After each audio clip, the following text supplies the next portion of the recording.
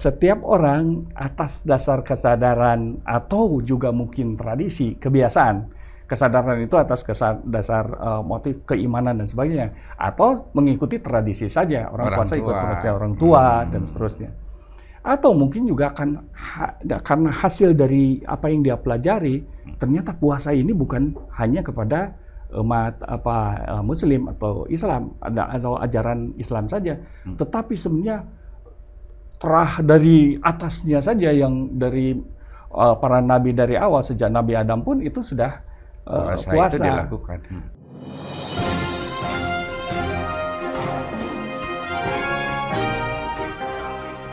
Jumpa lagi di Ruang Publik bersama DDM. Selamat bertemu kembali, dan tentu Anda bagi yang berpuasa, selamat berpuasa. Dan kita mengundang kali ini Profesor Dr. Engkus Kuswarno, dosen Fakultas Ilmu Komunikasi Unpad. Beliau pernah menulis buku tentang fenomenologi komunikasi, dan kita ingin ngobrol-ngobrol, bincang-bincang tentang bagaimana praktek puasa kita dilihat dari fenomenologi. Kang Koma ya. Non ya sudah hadir di studio. Kehormatan pisan ya. Iya. Ya, hatur nuhun ini atas undangan Kang DDM. Beliau ini adalah senior saya, jadi saya hormat, jadi saya tidak bisa menolak untuk bisa diskusi mengundang ini ya pada kesempatan ini. Hal yang menarik karena memang kita suasana sedang saum ya, sedang puasa Ramadan, yang ketika dikaitkan dengan fenomenologi, dan ini merupakan perkembangan yang menjadi perhatian di kalangan akademisi. Fenomenologi ini menjadi anggaplah relatif yang lebih baru, gitu ya. Walaupun sudah cukup lama. Itu sebenarnya kajian filsafat. Ya, bahkan dari yang tokoh filsafat misalnya Husserl, lalu kemudian diturunkan pada pengikut-pengikutnya sampai kepada fenomenologi yang lebih mudah untuk bisa dicermati, karena kalau sudah ranah filsafat kan tingkat abstraksinya lebih tinggi. Rada susah lah gitu memahaminya. Kita masuk ke harus jabarkan ke hal yang konkret gitu ya. Yang konkret. Atau dulu saya diajari oleh guru kita, namanya Pak Jalal, katanya filsafat itu sebenarnya gampang tapi sulit. Asal bicara ngaco saja sudah filsafat gitu. Tapi mungkin sedikit dijelaskan tentang apa itu fenomenologi. Baik, saya sebenarnya mulai masuk ke situ dulu. Karena tadi mengaitkan antara puasa dengan fenomenologi. Nah, puasanya sendiri kan bisa dilihat dari sudut pandang berbagai hal, ya, dari kesehatan, psikologi, lalu kemudian fungsi sosial dan seterusnya, sampai ke masalah fikih dan seterusnya. Nah, kalau kaitan dengan fenomenologi, karena ini sebuah perkembangan keilmuan yang relatif baru, terutama kaitannya dengan komunikasi, kebetulan bidang kita, itu sebenarnya mencoba menggali sesuatu yang bisa gejalanya nampak tapi faktualnya belum muncul gitu. Jadi sebenarnya adalah mengungkap hal-hal yang sifatnya faktual dari fenomena yang muncul, atau faktualnya sudah kelihatan tetapi fenomenanya itu tersembunyi juga gitu. Jadi dua hal ini yang kemudian mencoba mengungkap sesuatu, dan itu ada di dalam kesadaran setiap manusia. Seseorang kalau tidak ditanya, seseorang kalau tidak melakukan diskusi, tidak akan tahu apa yang sesungguhnya yang dia alami, dia pikirkan. Jadi aspek motif, kemudian kesadaran gitu ya. Makna terhadap sesuatu itu baru muncul kalau sudah dinyatakan. Kan itulah cikal bakal fenomenologi dari Husserl misalnya. Itu kan sifatnya lebih pada hermeneutik. Jadi yang sebenarnya yang sudah teks, jadi teks dengan teks gitu dimaknai. Jadi gitu. Sudah terungkap di dalam teks. Sudah terungkap di dalam teks. Nah, kalau perkembangan berikutnya misalnya tokoh yang seringkali dijadikan sebuah rujukan yaitu Alfred Suss. Nah, Alfred Suss ini sebenarnya menurunkan derajat abstraksinya ke level yang lebih konkretnya, yaitu melakukan pendekatannya lebih didekatkan dengan psikologi, dengan sosiologi. Sehingga muncullah ada istilah motif. Motif kan lebih khasnya psikologi. Walaupun oleh pengikutnya Alfred Suss misalnya Thomas Lackman itu yang munculkan jangan motif lah, ganti dengan account supaya agak lebih khusus begitu. Jadi istilah-istilah itu diciptakan, dibuatkan yang agak sedikit berbeda. Tapi intinya sama, bahwa seseorang itu melakukan sesuatu itu atas dasar kehendak sendiri. Dan kehendak itu belum tentu disadari bahwa itu adalah kehendak sesungguhnya. Baru kemudian bisa diketahui jika kemudian ditanya. Gitu. Nah, peneliti dalam hal ini sebenarnya adalah tugasnya adalah mengajak diskusi, mengajak ngobrol, biarkan dia bicara seperti apa adanya. Baru kemudian mengirim, oh ini belum terungkap, bagaimana dengan ini, bagaimana ini. Jadi hakikatnya seperti itu. Jadi ada sebuah kesadaran bersama dibangun sehingga apa yang disebut sebagai makna yang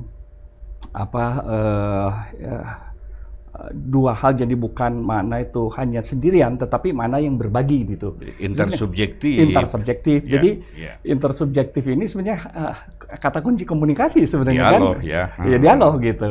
Nah, baru kemudian setelah terbangun, baru kemudian punya kesadaran bersama, oh itu saya selama ini tidak menyadari bahwa saya punya hal tertentu yang kemudian bisa ditangkap orang lain berbeda, ya. Seperti contoh obrolan yang sebelumnya, saya belum bisa menggambarkan karena baru ketemu, begitu, atau mungkin ke arah itu. Mencoba memahami sudut pandang orang, keyakinan orang yang berbeda. Ya, yang berbeda. Karena itulah kemudian dicoba diajukan pertanyaan supaya kira-kira sebatas apa yang. Nah, kesadaran yang dibangun inilah yang kemudian menjadi sebuah studi yang unik, studi yang tersendiri yang disebut fenomenologi. Nah, sekarang dikaitkan dengan puasa gitu. Dikaitkan dengan puasa. Setiap orang atas dasar kesadaran atau juga mungkin tradisi, kebiasaan. Kesadaran itu atas dasar motif keimanan dan sebagainya, atau mengikuti tradisi saja. Orang puasa ikut tradisi orang tua dan seterusnya. Atau mungkin juga karena hasil dari apa yang dia pelajari, ternyata puasa ini bukan hanya kepada umat Muslim atau Islam, atau ajaran Islam saja, tetapi sebenarnya terah dari atasnya saja, yang dari para nabi dari awal, sejak Nabi Adam pun itu sudah puasa itu dilakukan. Sudah dilakukan, walaupun dengan cara yang berbeda. Misalnya saudara-saudara kita dengan agama misalnya Katolik atau Protestan itu juga ada tradisi puasa, walaupun berbeda format puasanya. Ekspresi, formatnya, tata cara. Kalau kita puasa misalnya penuh 1 bulan dari mulai subuh, sahur, setelah kemudian sampai maghrib. Nah, kalau di agama yang lain kan bisa berbeda, hanya misalnya puasa menahan tidak makan ini dan sama intinya. Hal yang sama juga di istilah yang tadi agama yang obrolan sebelumnya, itu dengan budaya tertentu, didekatkan budaya.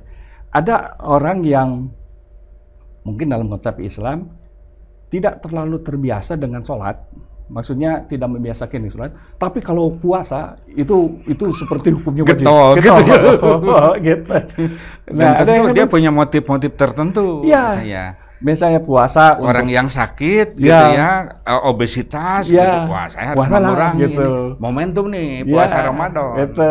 Jadi motif kan fenomenologi. Motifnya apa? Lalu kemudian melaksanakan puasa. Ada sebuah kesadaran motifnya, saya ingin beramal ibadah yang nanti suatu saat kelak itu menjadi tabungan di akhirat. Karena ada yang seperti itu. Tapi puasa juga ada karena kebetulan saya tinggal di mertua. Kalau tidak puasa nggak enak juga kan gitu. Beradaptasi lah demi menghargai mertua. Gitu. Menghargai mertua. Ada hal yang lain yang ini gejala lebih ke aspek sosial. Misalnya pada saat bulan puasa itu kan warung-warung makan itu ditutup, walaupun kaki kelihatan kan. Jadi sebenarnya yang paling kuat menahan rasa malu adalah kaki. Karena kaki masih kelihatan sama orang lain, tapi yang malu itu sebenarnya muka, jadi mukanya yang ditutup. Itu sebuah gejala. Padahal kalau memang tidak berpuasa, ya tunjukkan saja memang tidak berpuasa karena sedang dalam perjalanan atau sedang boleh, begitu. Dan menarik lagi yang belakangan itu, ketika misalnya hormatilah orang yang berpuasa. Sekarang dibalik, orang yang tidak berpuasa, hormatilah orang yang tidak berpuasa. Dan ini kan gejala menarik. Dan itu menarik untuk kemudian dikaji. Apa sih dalam benak yang sesungguhnya, dalam dirinya, kesadaran dirinya, sampai mengeluarkan suatu statement yang seperti itu tadi.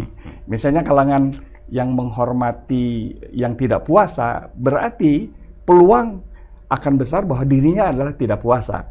Atau karena ini supaya juga mengurangi risiko beban ini, ya supaya sama-samalah adil, menghormati ini. Ada motif-motif tertentu, dan ini tidak bisa digali kalau hanya dalam satu segmen, kecuali dalam dialog.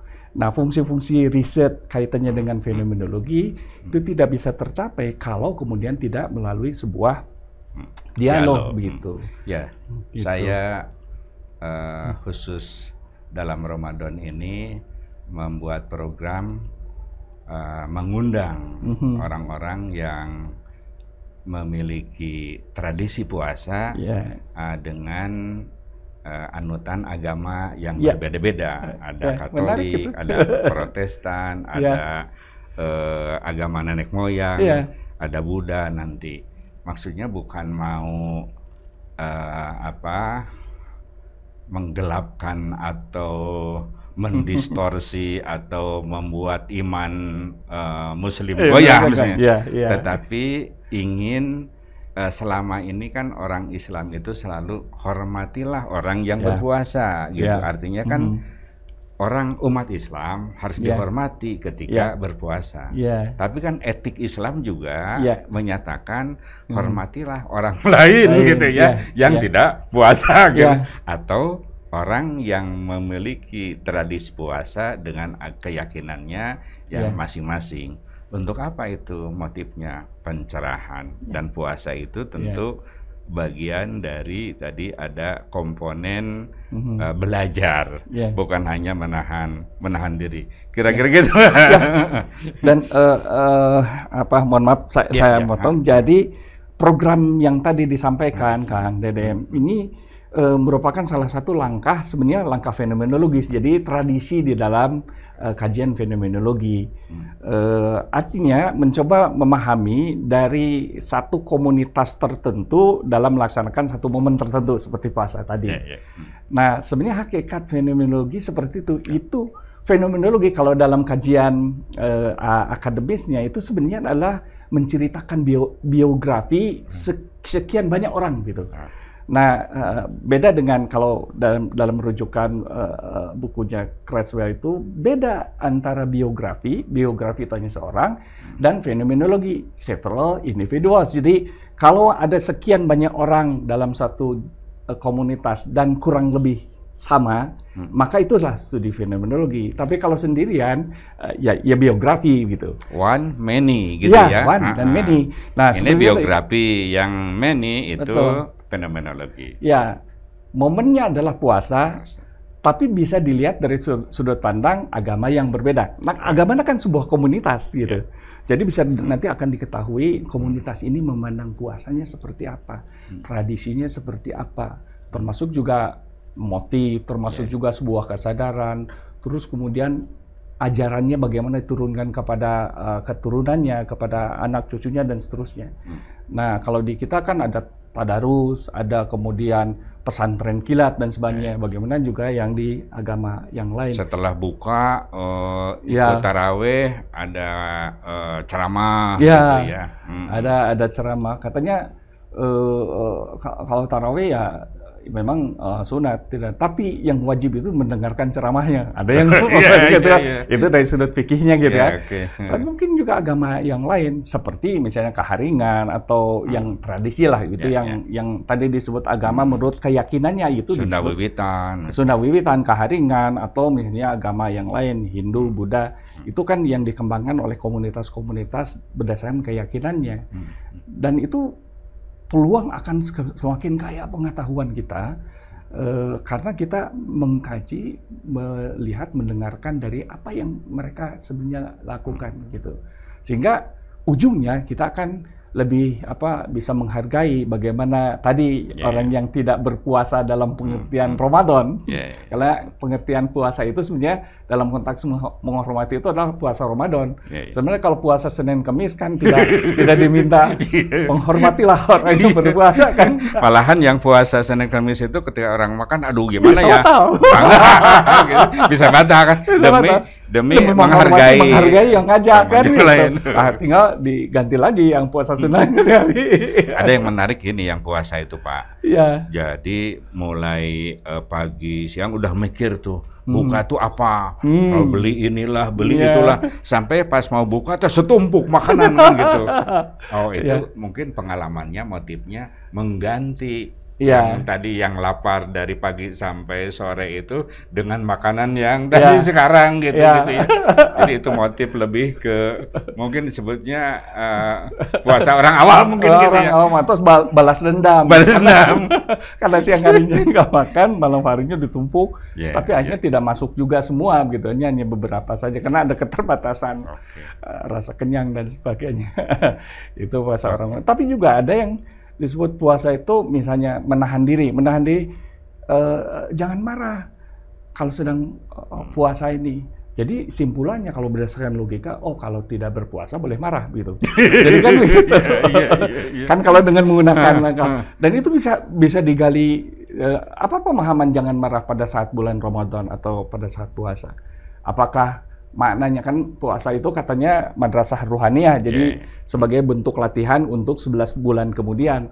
Tapi ternyata tidak, menjaga itu hanya di dalam puasa bulan Ramadan. Amal soleh juga diperbanyak karena Ramadan termasuk baca Quran gitu ya. Ya, baca Quran, terus kemudian ya sedekah segala macam itu pada saat memang betul ada nilai pahalanya yang lebih. Tetapi bulan yang lain malah pelitnya bukan main gitu.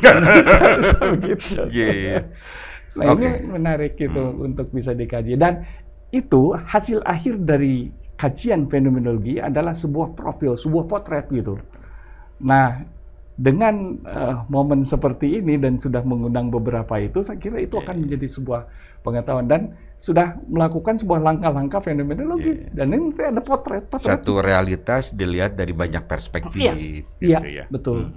Betul gitu. Nah Pak, itu kan kita menarik tuh, bagaimana ekspresi kan pemahaman puasa itu juga berdasarkan teologi lah, gitu. Dan teologi atau doktrin-doktrin tuh biasanya kan punya kekhasan ya. Apakah di NU misalnya Muhammadiyah Persis kan berbeda-beda. Misalnya kalau di NU itu taraweh 23 kan gitu.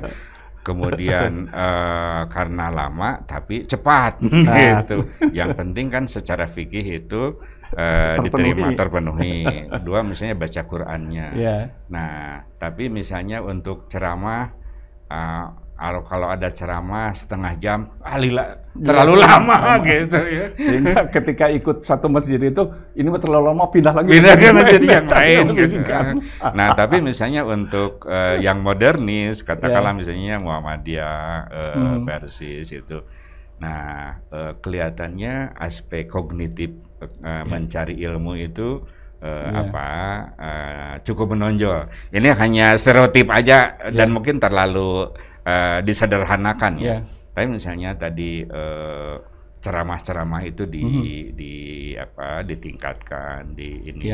Jadi yang satu misalnya aspek esoterisnya diperkaya, yang satu lagi aspek eksoteris gitu, yang hal-hal yang yang berdaya guna, yang ini gitu segala macam. Harus Bapak gimana?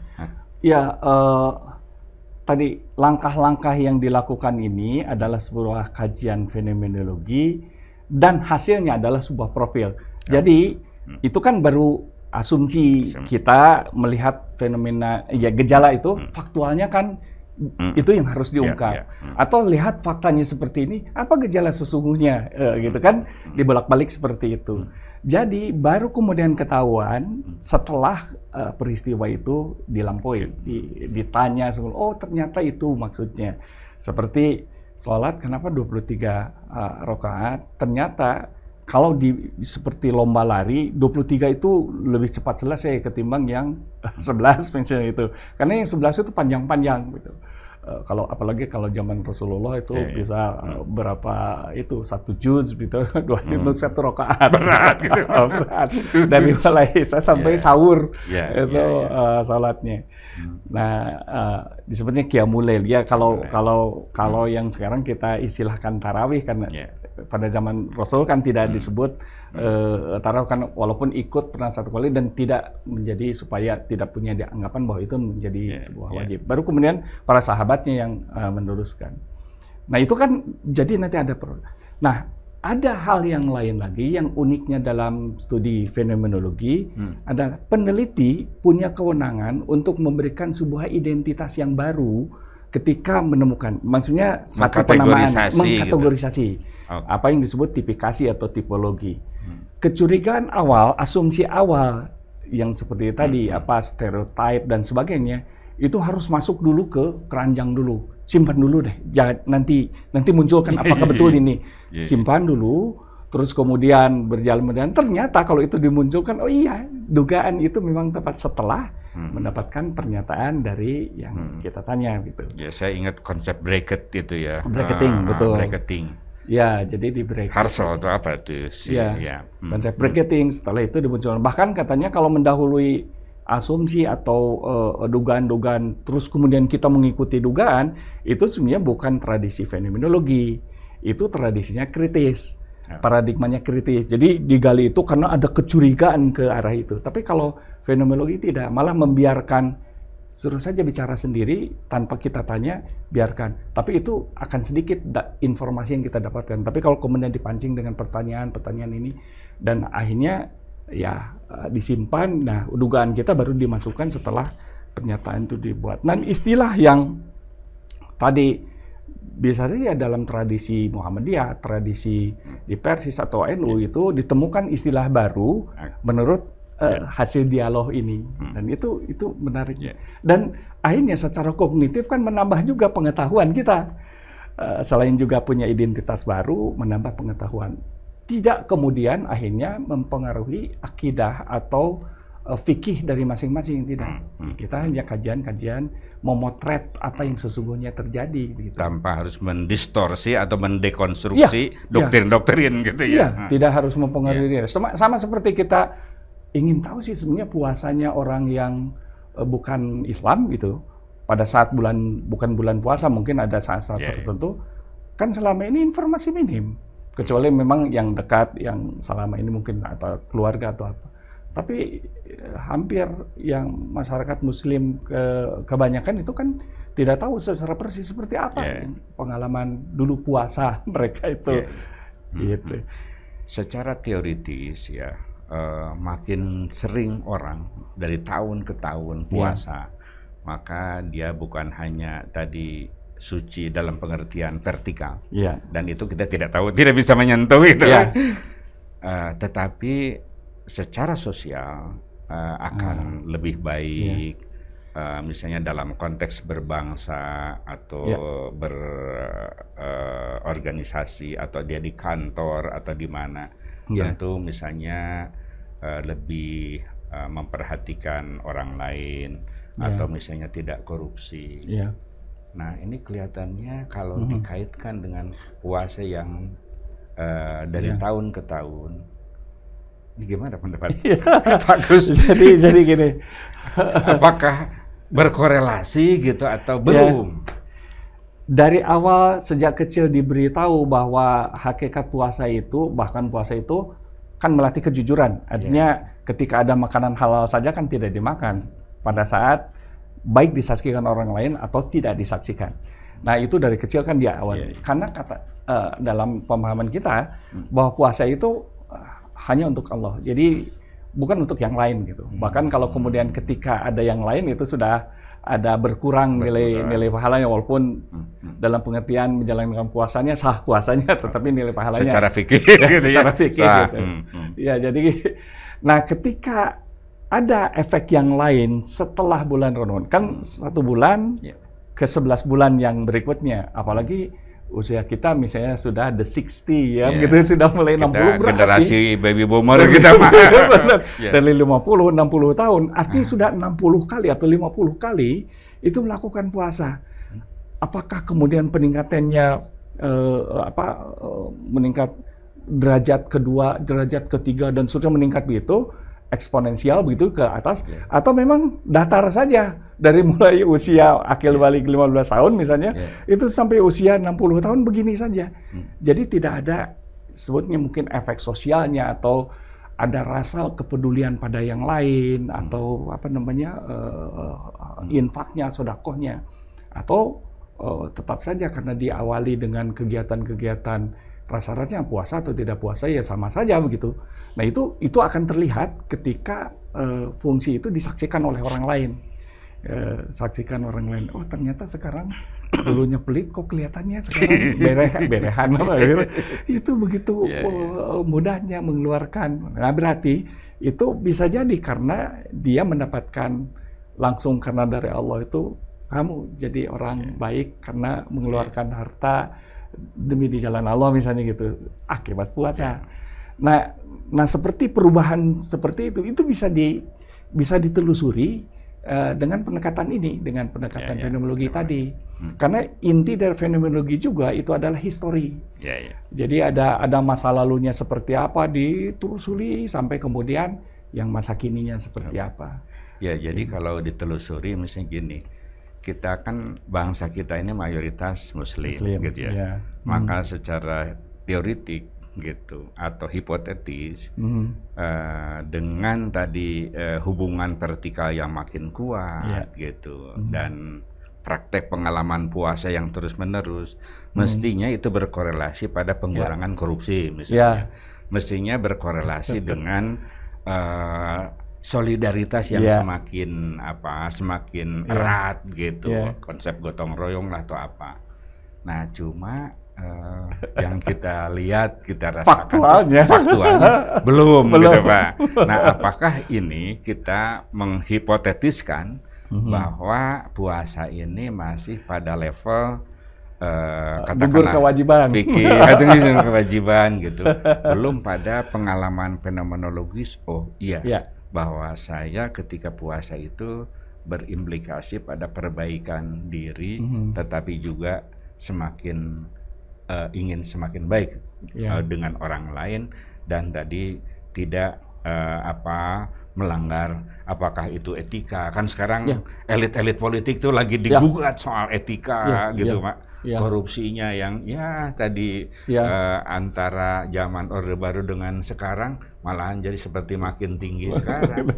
Atau apakah memang struktur masyarakat kita yang mayoritas Muslim itu memang tengah melakukan mobilitas vertikal yang berasal dari kelompok yang rentan dengan penuh kemiskinan misalnya. Jadi ketika ada uang sedikit pokoknya mah hampura we gitu. Batur mah sering gitu ayeuna orang kakarek misalnya gitu. Seperti menunggu giliran. Gitu. Saya kira ini satu hal fenomena yang menarik untuk ditelusuri terus. Ditelusuri. Nah, kadang gini, kendala dalam kajian fenomenologi adalah bentuk kejujuran. Jadi ketika ditanya si itu belum tentu kan yang narasumbernya sendiri belum tentu juga menyatakan pengalaman yang jujur yang sesungguhnya. Tapi itu ada cara-cara tertentu kan sebagai sebuah itu misalnya kalau di kepolisian itu kan bisa bertanya dengan berulang atau dengan bentuk pertanyaan yang lain yang nanti akan ketemu kejujuran. Sehingga mensyaratkan kalau sebuah informasi dari hasil itu ada yang nilainya adalah nilai kejujuran itu adalah berkaitan dengan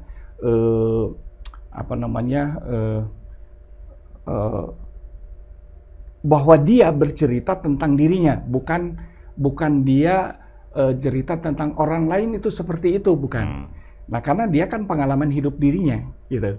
Nah, otentik dan reflektif. Jadi ada dua. Otentik dari dirinya sendiri dan reflektif menceritakan pengalaman, bukan pengalaman orang lain, gitu. Otentik itu maksudnya jujur gitu, ya. Hormat kepada data yang ada, pada fakta. Pada fakta. Jadi kejujuran itu yang kemudian menjadi tantangan khusus bagi yang ingin mengkaji dengan pengalaman fenomenologi ini. Jadi melihat yang reflektifnya tadi merefleksikan pengalaman diri, bukan pengalaman orang lain. Misalnya begitu. Ya, Mas, saya mengalaminya seperti ini, seperti yang tadi ketemu sebelum masuk di sini kan. Saya punya pengalaman ini, saya punya pengalaman bidang ilmu tertentu, tapi setelah mengalami, nah itu reflektif, tidak cerita tentang orang lain. Gitu. Walaupun kita punya teman juga yang begitu, lalu kemudian saya menceritakan teman, nah itu tidak terlalu bagus datanya gitu, informasinya juga tidak. Tapi yang betul-betul itu jujur dan betul-betul yang dia alami gitu. Sehingga bertanya ulang itu menjadi sesuatu yang untuk lebih meyakinkan, itu yang diperbolehkan. Jadi kadang kalau kita melakukan sebuah penelitian kan cukup bertanya satu, apalagi kuesioner sudah selesai gitu, dipilih entah siapa yang mengisinya, juga percaya saja. Kalau ini enggak, berulang-ulang bisa ditanyakan, yakin ini jujur. Oke, sudah jenuh datanya. Selain juga jenuh harus bertanya terus, jenuh penelitinya juga. Gitu ceritanya. Itulah obrolan saya dengan Profesor Dr. Engkus. Menarik, puasa dari perspektif fenomenologis. Sampai jumpa.